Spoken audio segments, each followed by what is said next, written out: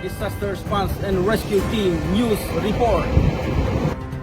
Habang nakaestasyon ang DRRT RACS Batangas Team sa Barangay Santa Anastasia, Santo Tomas, Batangas, ay nakatanggap ito ng tawag mula sa kasamahang DRRT RACS sa Malbar, Batangas sa tulong ng MCGI Production na may isang vehicular accident sa Barangay Lutan Norte, Malbar, Batangas.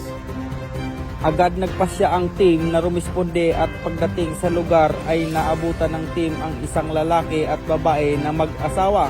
Agad binigyan ng pangunang lunas ang nasabing lalaki kung saan nagtamo ito ng deformity sa kanyang kaliwang binti at sugat sa kanang kamay.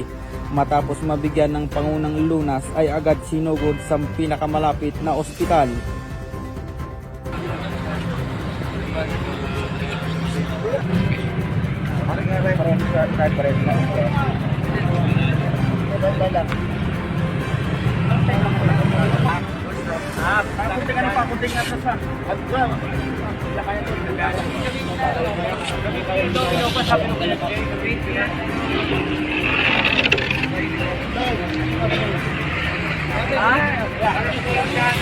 For safety yan, pag nakakarami video.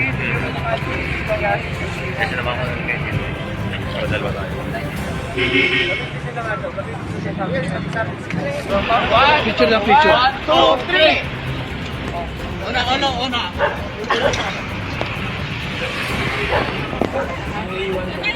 Sa hospital ang dala niya, kuya. Sa hospital.